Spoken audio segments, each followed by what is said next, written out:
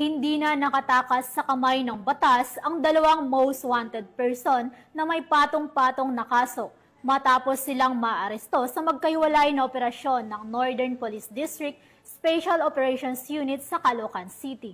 Yan ang tinutukan ni Patroluman Glazel Ann Esperanza. Kahiwalay na operasyon na isinagawa ng mga operatiba ng District Special Operation Unit. Dalawang lalaki ang naaresto matapos mapag-alamang kabilang sa top 10 most wanted person sa regional, district at station level para sa iba't ibang kaso gaya ng acts of lasciviousness, unjust vexation at paglabag sa Republic Act 6539 o Anti-Carnapping Act of 1972. Unang naaresto ang isang 32 anyos na lalaki sa Barangay 12, Caloocan City na itinuturing na top 9 sa regional level, top 8 sa district level at top 6 sa station level.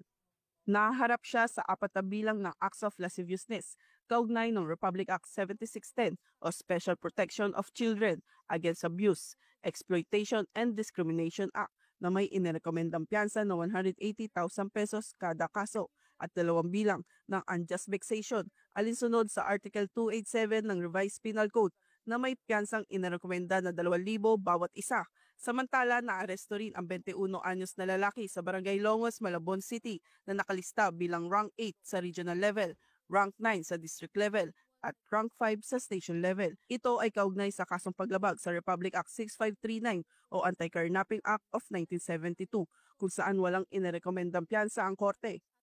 Matapos maaresto, dinala ang mga akusado sa NPD Custodial Facility Unit para sa pansamantalang pagkakakulong habang inihahanda ang mga dokumento para sa formal na pagbabalik ng warrant of arrest sa kani-kanilang mga korte na pinagmulan. Mula rito sa Northern Police District, ako po ang inyong PNN correspondent, Patrolwoman Glazel Ann Esperanza, alagad ng batas, taga-taguyod ng Balitang Pulis.